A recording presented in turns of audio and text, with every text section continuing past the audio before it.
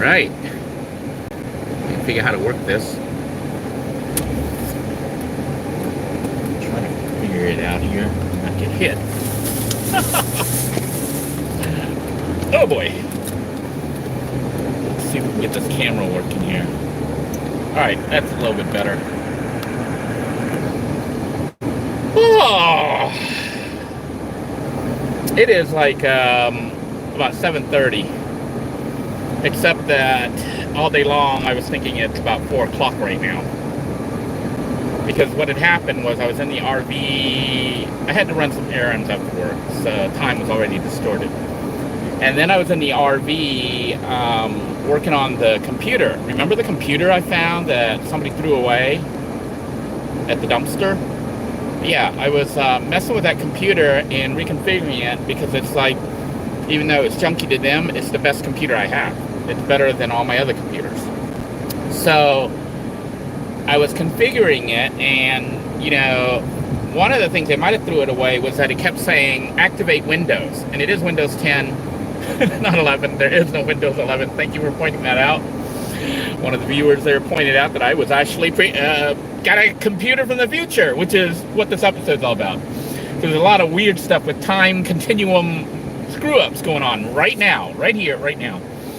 Anyhow, what happened was I was messing with that computer, trying to remove the Windows activation, couldn't really do it. Then long story short, I was like, you know what? Maybe I should try to read my old drive off my mini notebook laptop and try to get that, because that has all my data and stuff on it. I need to pull all that off because that is present. that little mini notebook that I was using to record, you know, all my stuff and all my papers and letters and emails and everything else was on that computer. So it had all the latest data up to the day that it died. So the hard drive was still intact, but I couldn't get it to read. And I tried to hook it up externally, and I was having issues with that. You know, I didn't want to go buy a kit and all that other stuff. I'm trying to save money. So I decided to take apart the new computer to take a look at it. But before I did that, I checked the time on the computer. And the computer said it was like 1 p.m. I was like, wow. Today is like going by really slow or something. I'm accomplishing quite a bit, because at 1 p.m. I had done a whole bunch of stuff. I was like, I think I did like 4 hours worth of stuff, and it was only 1 p.m. That's what it said on the computer. So, you know, and I'm used to the computers auto-updating the date and time and stuff, and the time was correct, you know, the other day when I checked it. I mean, the day was correct. But what happened was, I was like, okay, it's 1 p.m., I got plenty of time, I'm going to rip apart the computer, I'm going to do all this nerd stuff to try to get the computer reconfigured, and try to get the data off my old hard drive, and all that weird stuff.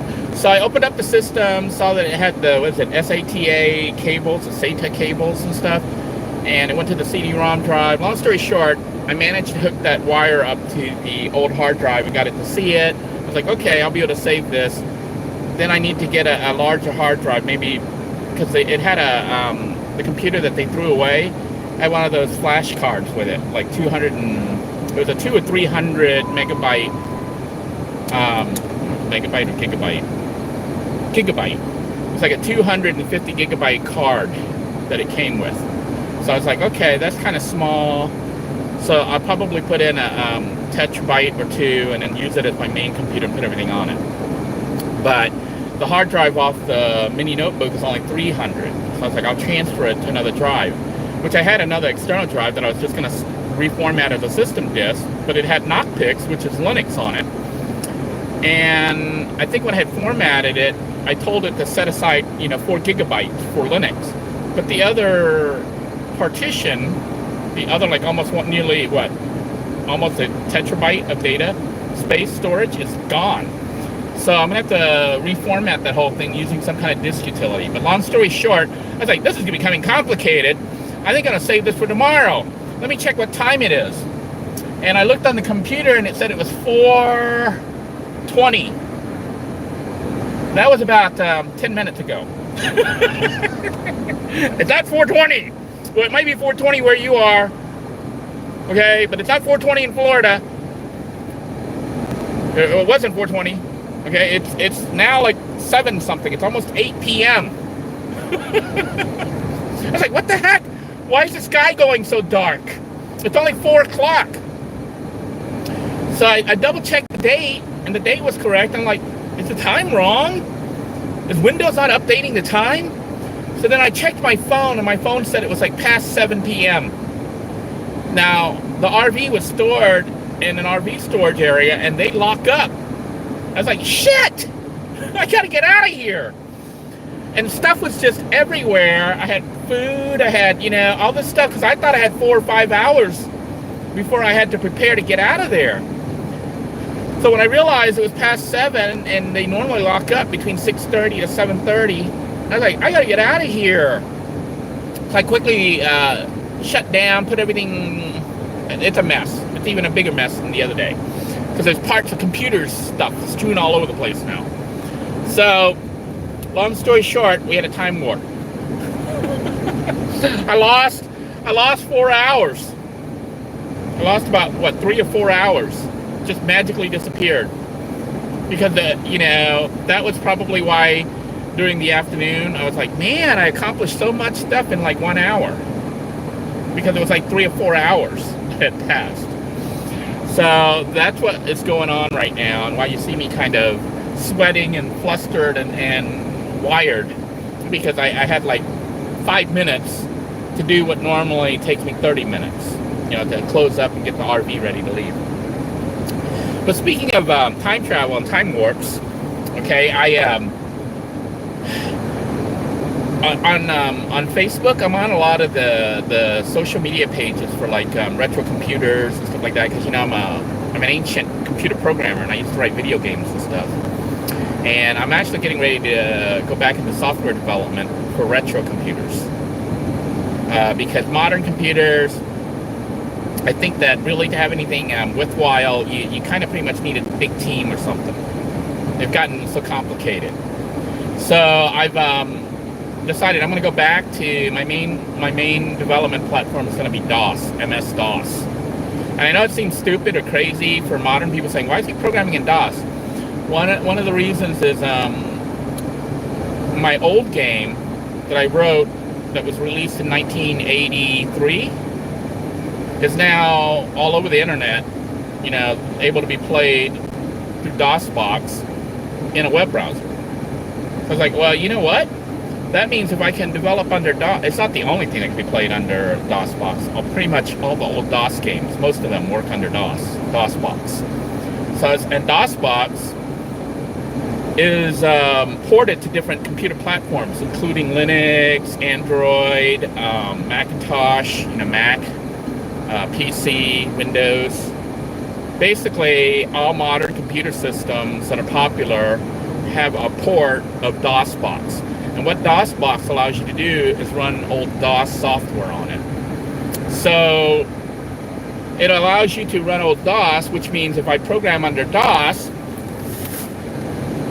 if I write stuff under MS-DOS, to make it a MS-DOS stuff, but I write it with modern technology in mind, touch controls and stuff like that versus key presses and control codes and stuff, but touching the screen. So I was like, okay, maybe I could write old DOS stuff, but design it so that it's got a graphical interface that would be like on a modern system, and then test it out. So that still remains to be tested, but if I can get it working, and if it works in browser, that means all my DOS stuff will work on all new computers, regardless of what make or model. So it would allow me to write stuff under one code source, instead of 20 different code sources for different computer types. I could write one code source and it'll run on everything. The only thing it has to really work on is MS-DOS. And then I know it'll run on a Macintosh, it'll run on Android, it'll run on whatever runs DOSBox. But what was really interesting, though, that really puts us into a time warp is this. I don't know if I'll share it with you guys or I'll just share it with my computer nerd friends on the retro groups and stuff. But one of the groups I belong to is like the VIC-20 group, because that was the first computer I ever had, was a Commodore VIC-20, the people's computer, the friendly computer. That was the computer I bought for myself. I had a newspaper route and I saved up money, And I actually bought the computer myself for $300 when it first came out. And it was what I learned to program on. And back in 1981, when I was a teenager, so I bought the computer in like 1980, 81. And in 81, 82, I was already programming and writing for magazines. So in some of the older magazines, you actually see me, one of my programs at least, got published. The artist for the Commodore 128. That was later though. But by then had migrated from the VIC-20 all the way up to 128. But when I first started, I had a VIC-20, and I was writing video games for it and trying to get it published, and didn't get it published for varying reasons, which we can talk about later. But I had a program on there called The Lost World of Yonata, and it was huge. It was like the VIC-20, it's really small as far as memory. It came with like 5K, and it had to use some of that 5K RAM, which is like 5,000 letters, 5,000 bytes. So very limited memory, but my game actually became so large I had to get a memory expander, and I got a 16K expander, which gives me like 16,000 pages, 16,000 characters to work with. So that was huge. Even though by today's standards, 16K is nothing. Your little icon on your phone is probably like 64K. That little picture, on your phone, the icon, is like 64K or something like that. But in the old days, the whole computer memory for the whole computer was like 64K was huge. So my VIC-20 had a 16K memory expander, and I wrote a game called Lost Realms of Yonata, and I think I was in process of trying to submit it, and then I ended up, I can't remember what happened. We moved to Germany, and I switched over and I started another game called The Lost Dungeons of Yonata, and I don't know if I had The Lost Sword of Yonata, and then I had like The Legends of Yonata, which became Legends of the Silver Talisman, which ended up being a game that did get released under MS-DOS, but I never really released the stuff under the VIC-20 until now. Or soon. So we're talking the past, which was 36 years ago.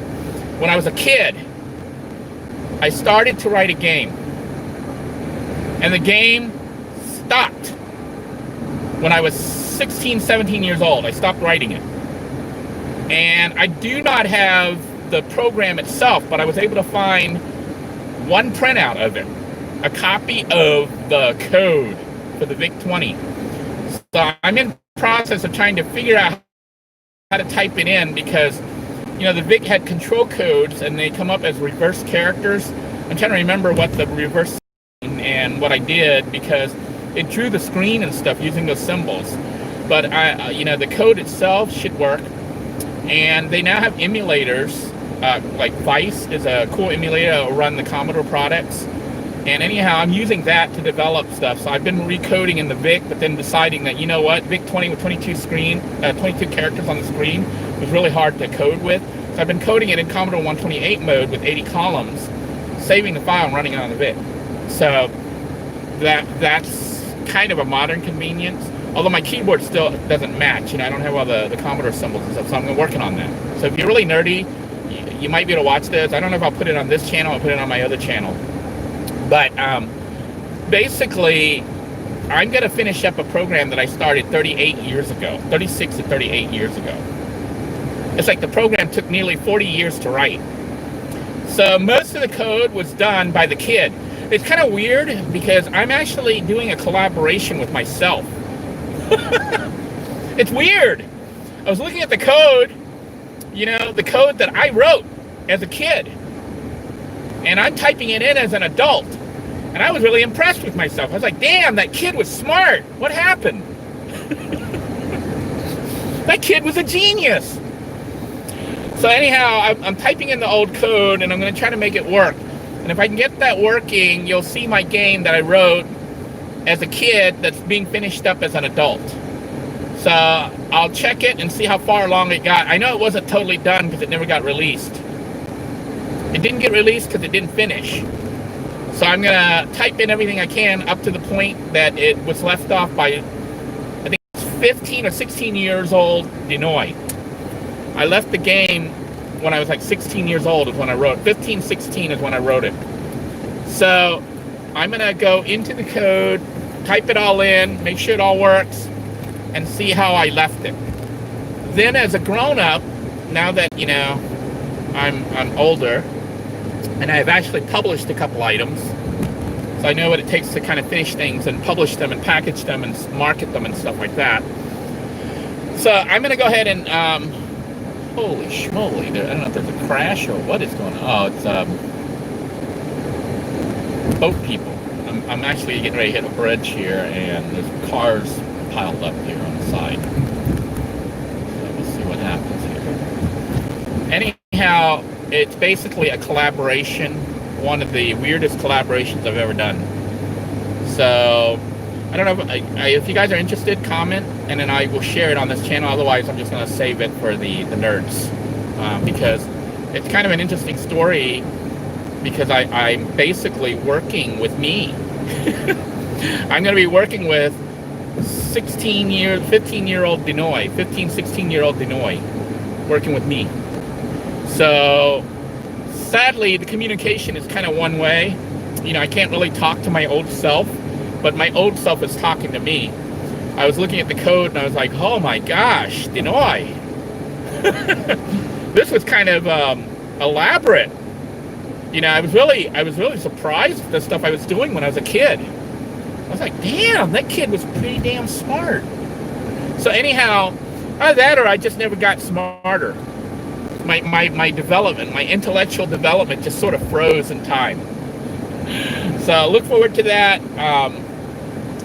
I am continuing to work on the RV. It is coming along. And hopefully, like I said, the next time you guys see it, it'll be mostly done, a little bit nicer looking, a little neater. And I know some people are talking about their systems and their vans and stuff, trying to get their systems together because of potential chaos happening with the world right now. So I do want to try to get those videos out so people can kind of see my system, even though, you know, you kind of build at your own risk. I'm not like an expert or anything. But I know some people are saying they didn't know anything about battery systems and stuff, and really I don't know that much about it. I know very basic stuff, but you know, it's good enough. I guess that's been my whole policy, my whole philosophy about life is just make it good enough. It just needs to be good enough to work. So, you know, I can show you what I did, and whether or not you choose to do it, I leave that up to you. I'm going to show you where I am, and you guys can get a better view. But it is a beautiful sunset. Just thought I'd bring you guys out here to this place to watch the sunset with me. And basically, we're going to be doing some quick videos to show people how to build a van or a camper, RV or whatever, to be kind of self-sufficient, off-grid, you know, capable, using minimal money, and just jimmy rigging everything, wiring. It's like one of the viewers, it was Camper One or something, was saying that she's trying to do her RV and everybody wants to charge an arm and a leg.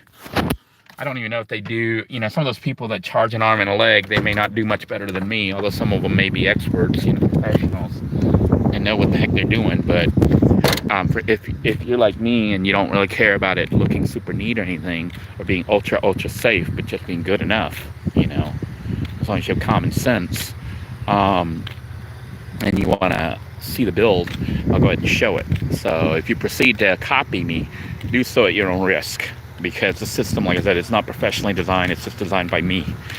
And what do I know about it? The only thing I know is electricity flows like water. It goes from high to low. It goes from strong to weak. It flows, and when it flows through components like electrical devices, it operates them. So that's all my understanding of electricity. I think Timothy and a bunch of other viewers here know more about electricity resistance and current flow and all that other stuff than I do. But I know enough to wire my van so that I can run the fans all night and cook food and, you know, run the TV and the refrigerator and all that. So I'll share with you that knowledge, even though, like I said, it's, you know, it's shimmy rigging it, but it seems to work. And even showing how I hook up the solar panels and stuff, so you don't have to spend an arm and a leg. You know, it's very minimal to hook everything up and build the systems. Anyhow, I hope you guys are enjoying the sunset.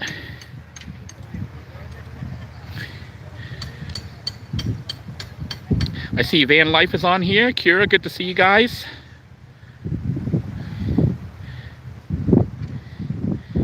Maggie.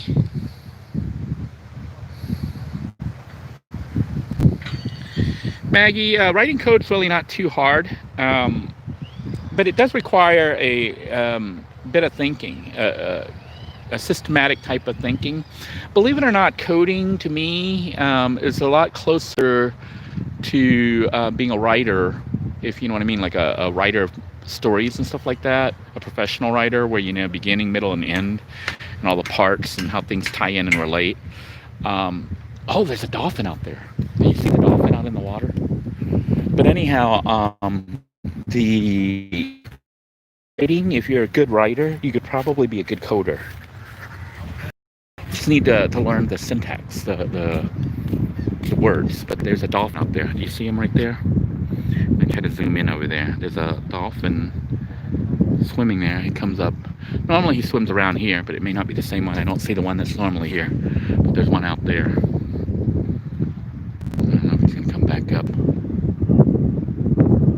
There he is. I don't know if you saw the fins come up and go down.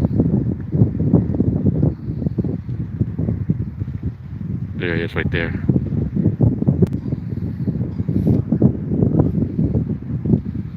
Yeah, this is my view tonight. If I can get this to zoom back out so you can see a better view here. Just wanted to bring you guys to the sunset by the bridge. It's a beautiful bridge. Even though I feel like I just lost 3-4 hours, just magically disappeared. I'm still trying to calm down. I'm like, what the? I just lost 3 or 4 hours. Hello, Daniel. Good to see you on here. Timothy's working on his number 7 build. So, hey, Tim, I want to see your story on what happened on your trip, man. You know, there's no better way to learn what works and what doesn't work until you get out there and actually use it, and then you go, oh, that didn't work as intended. It's like as you build, you start to, it's not so much building, it's like actually using it. You know, it's like you don't really know the issues that you're going to encounter till you're out there and you actually encounter them. And then after a certain point, you've covered all the bases, and then you have a really comfortable vehicle. And the interesting thing about van builds is that each person's van tends to be different, you know, because people have different needs. And building your own van, you can build it exactly how you want it, how you need it. There's 2 of them. I think a mama and a baby. So I don't think it's the same one that was normally here swimming around. So it's 2 of them out there. There's a mama and a baby.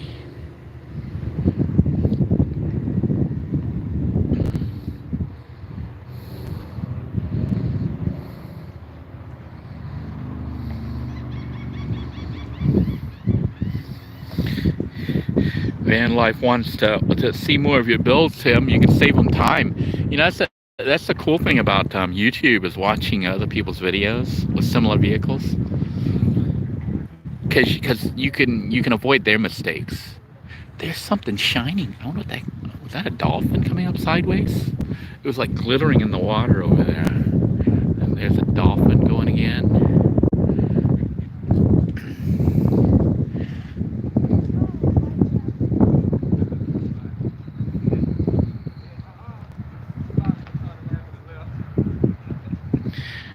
So you have, Van Life Channel says you have 2 hours lithium batteries for your van. 2 hours isn't very long. 2 amp hours? 2 amp hours won't last you very long. That means if 2 amp hours would run if you ran a 12-volt fan, one of those car fans, it'd only run for about 2 hours. but that's assuming it was 2 amp hours at 12 volts. How many volts? Maybe 200 is what you're saying?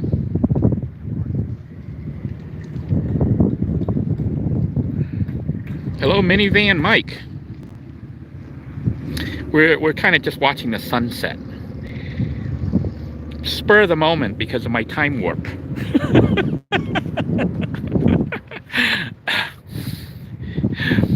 I do look forward to finishing that project though. It's like my longest working project. I think it's at least 38 years. It's taken me 38 years to finish the project. I don't think I can point it straight at the sun too long. It'll burn a hole through my camera, my imaging thingy sensor. Like somebody has a little, I don't know if this is a platform, but not really. Pontoons usually have like 2 little things on the side. This is a weird boat design. It's like flat.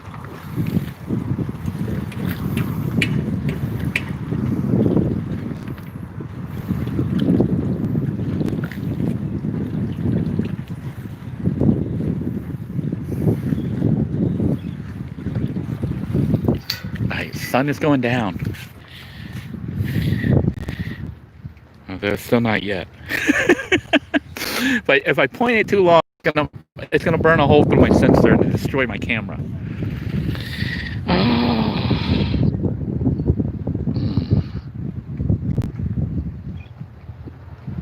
Wisconsin is under tornado watches.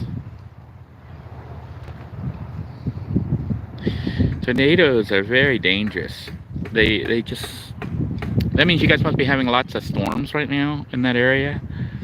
But tornadoes are like kind of unpredictable. You know, they pop up.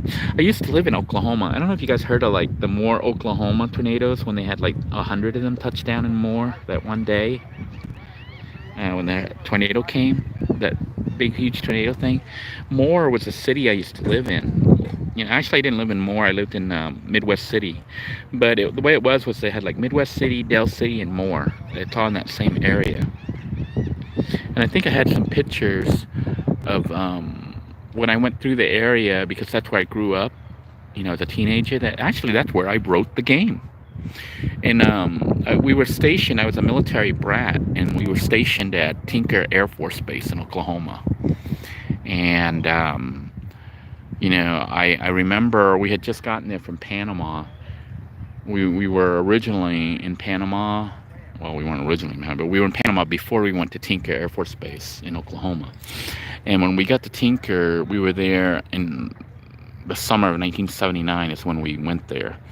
And then by 81 is when, 1980 is when I bought the computer, I think. 1980, 81. I bought a VIC-20 right when it came out. And did my programming.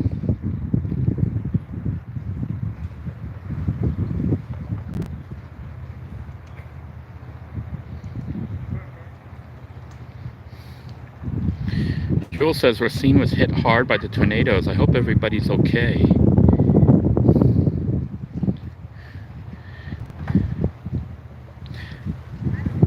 And Maggie says they had an earthquake.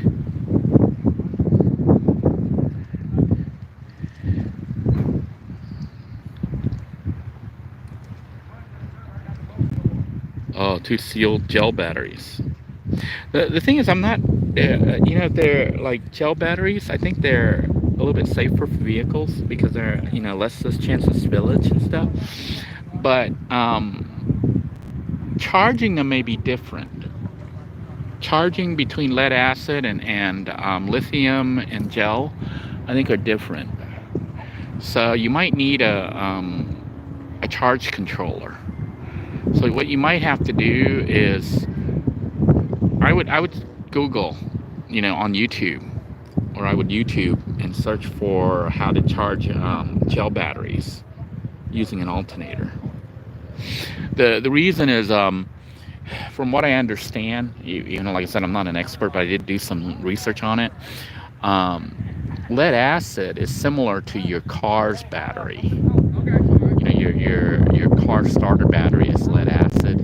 And if you buy the cheap RV batteries from Walmart or wherever, the ones that are like $100 or less, roughly $115, those batteries are also lead acid, even though they're called deep cycle, which means they're designed to be run down pretty low, halfway, and then recharged back up over and over and over. So they're designed to go down and then up, down all the way, and up, down all the way. Well, not all the way, but halfway, and then back up. So they can charge fairly fast off like an alternator, which would be very fast charging. But anyone who has tried to charge completely off alternator will encounter an issue that occurs that I have encountered too.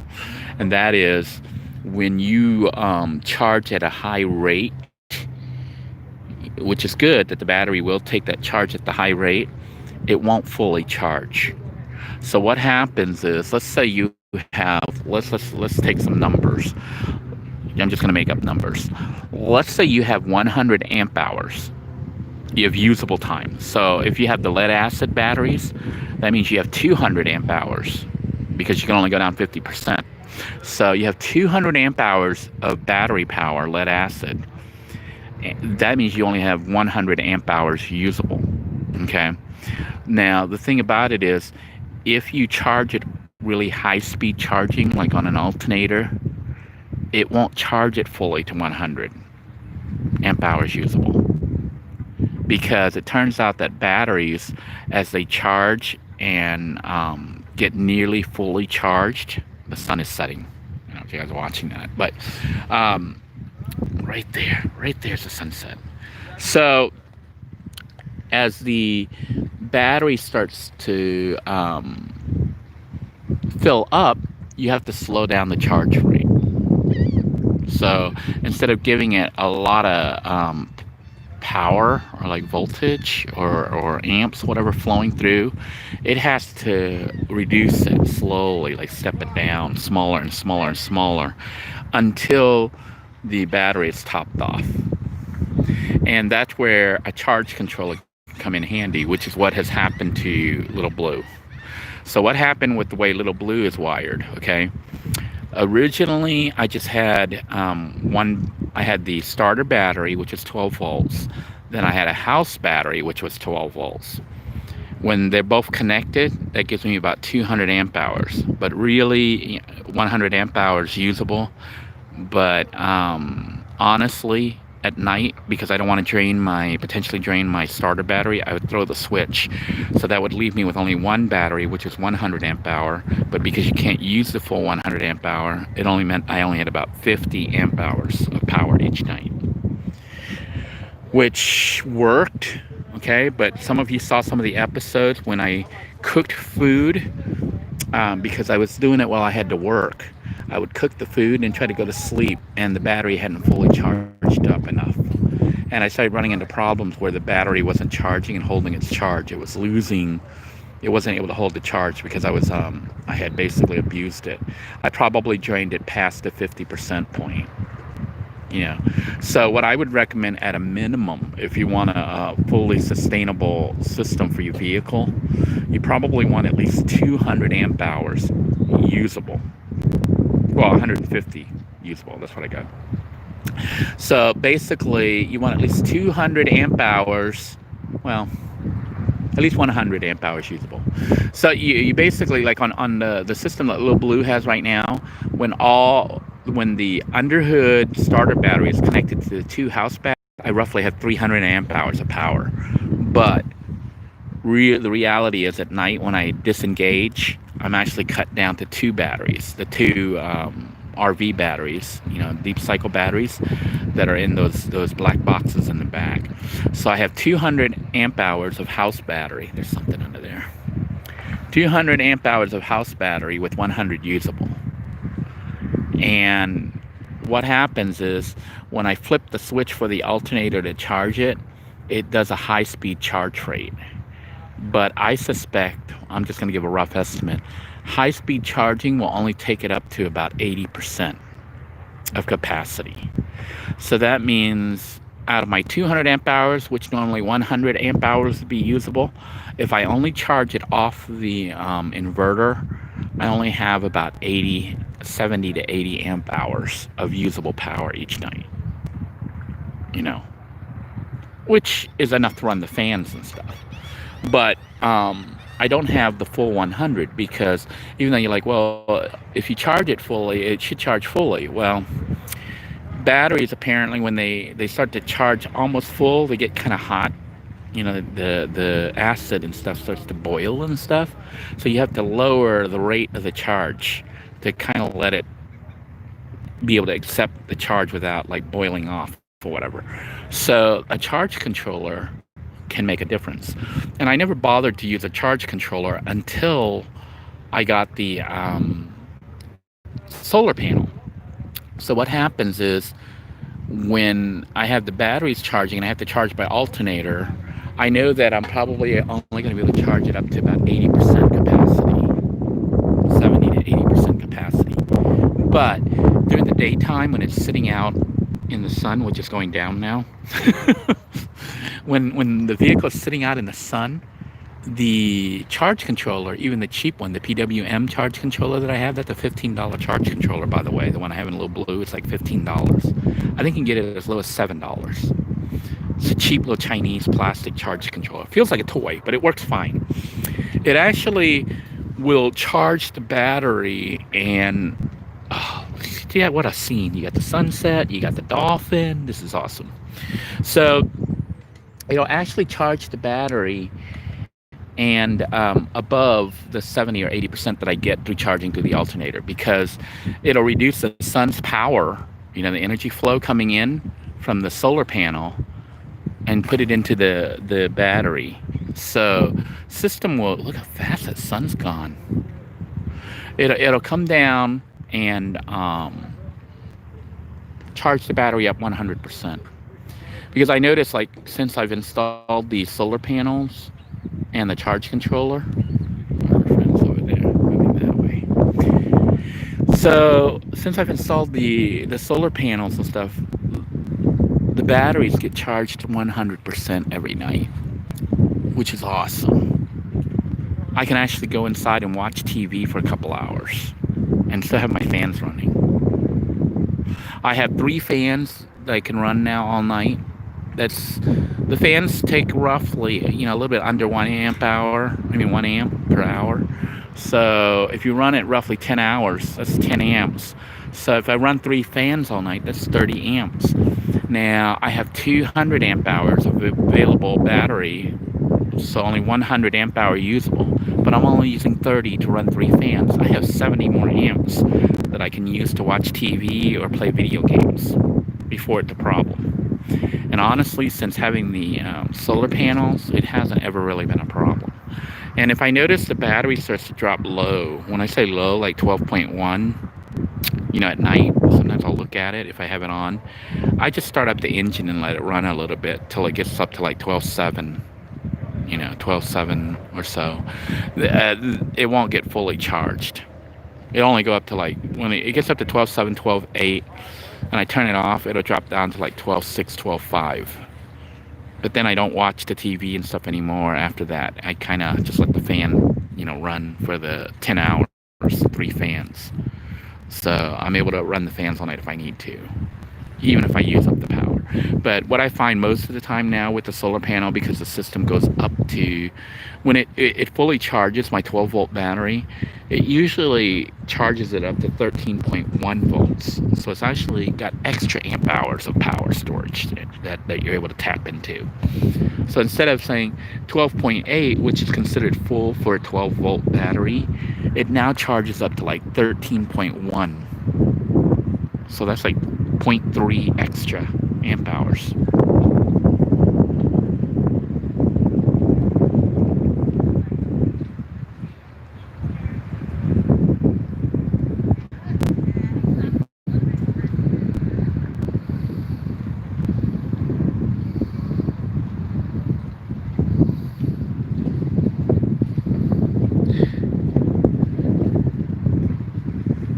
I'm just reading your text. the screen keeps getting out of focus and stuff. It's because I'm tapping the stupid screen and it's trying to refocus.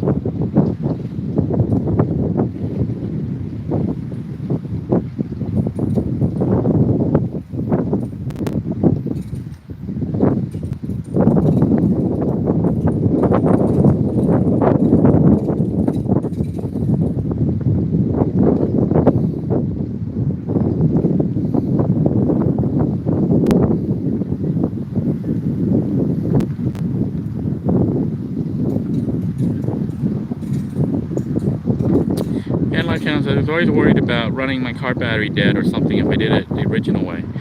You won't run the car battery dead if you disconnect it at night. You know, I always had it, even originally, I had a switch. So I disconnected the house battery from the vehicle battery. That's what keeps it from draining it at night. So if you did like I did initially, the problem I have with 12-volt fans, if you run a 12-volt fan directly connected to your battery, that's a 12-volt battery, it'll drain it all the way down to 0. It doesn't automatically, there's no safeguard to shut the battery off, to shut the device off. That's what we were doing. Do you remember the power packs, the battery packs that I had initially, the little jump start battery? Remember I had a 35 amp hour jump start battery pack?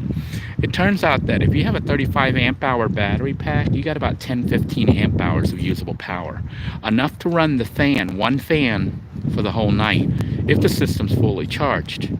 If the system's not fully charged, you're going to start running into problems. And if you let the batteries, you know, run down below 50%, it starts to kill that battery pack. That's how we destroyed our portable jump start pack. And sometimes when I was cooking food, it would run negative, you know, run down below the 50%. And that's how we destroyed it. And that's why I recommend, at a minimum, strive to get, if you have the money and you have a the lithium ion batteries or some other type of, you know, new battery technology, the ion or lithium batteries that are really nice, they cost like $1,000 each. You can get 100 amp hours, might be adequate, but really you should try to aim for 200 amp hours. Now, if you're poor like me, you could go with the 2 RV type batteries, and that's for under 200, you know, they're under $100 each. So you could get 200 amp hours of batteries and plan on using 100 usable. And I know for sure, after having used that kind of setup, that 200 amp hours of house battery that gets charged each day is enough to run the rice cooker when I need it and the fans, as long as I charge it up, you know, at the end of the night. So 200 amp hours is a lot safer. 100 amp hours will work, but it's pushing it. And the reason it's pushing it is I'm using a high draw device like the rice cooker. And you're like, well, you could make sure it's fully charged. Yeah, but if you're traveling, a lot of times at night, you know, you basically are cooking the food for dinner. Then it's dark like this. Although this is like a beautiful dark. It's beautiful. So you're able to cook the food, but then the battery's low, and then to charge it up you'd have to leave the engine on idle or drive around some more. And remember, it only charged back up to 80%, 70 or 80%, not 100% off the alternator. And at night, even if you had a solar panel, it won't charge off the solar panel because there's no sun. So, you know, I recommend, if you can afford it, 200 amp hours, which will run you $200. For me, I'd rather have 200 amp hours with 100 usable for $200 versus buying a $1,000 lithium ion battery for 100 amp hours. With those lithium ions, what makes them special is you can run, supposedly you can run it all the way down. You could drain that 100 amp hour.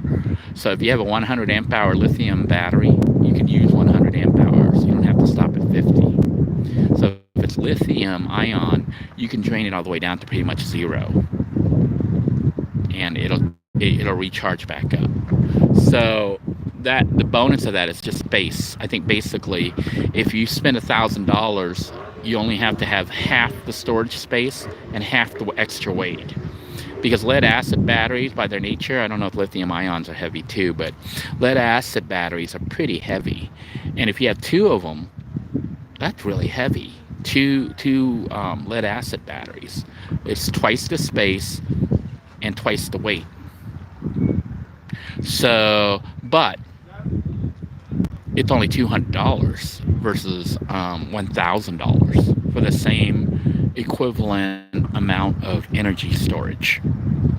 I go for the cheaper, even though it takes up less, I mean, it takes up more space and it's heavier, which will reduce my gas miles per gallon that I get when I drive my vehicle.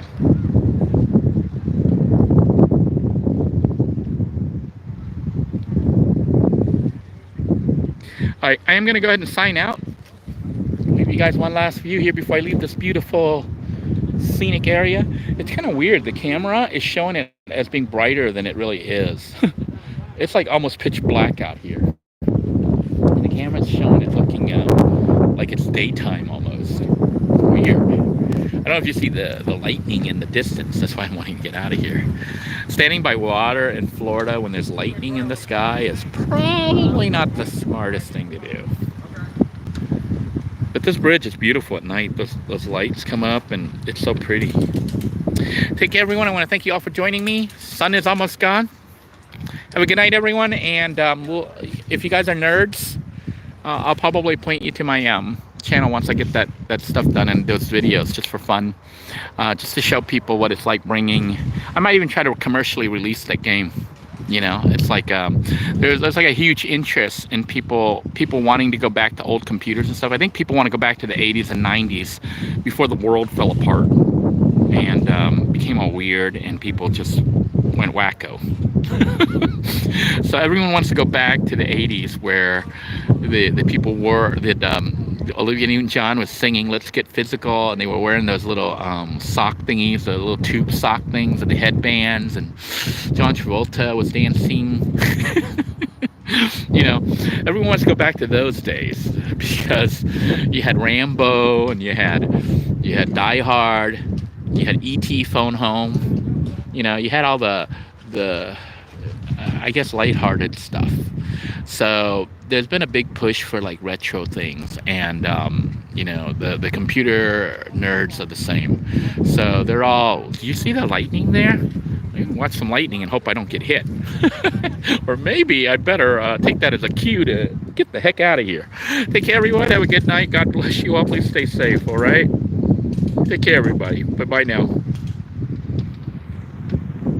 Be safe, everyone. And those of you in tornado area, thinking of and praying for each of you.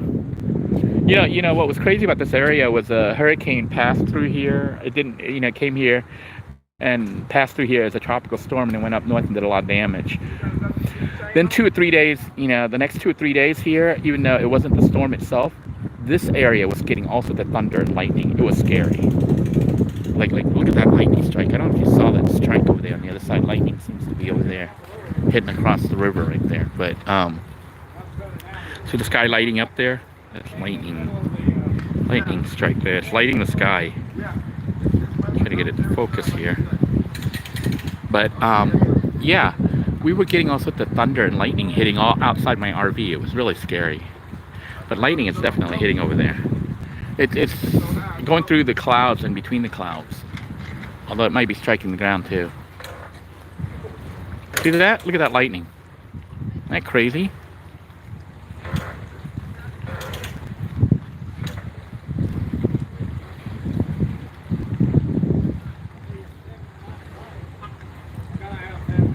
Anyhow, I'm going to go ahead and sign out and run away from the lightning. Sun is down, but there's still some light. So take care, everyone. God bless you all. Please stay safe. Bye-bye now.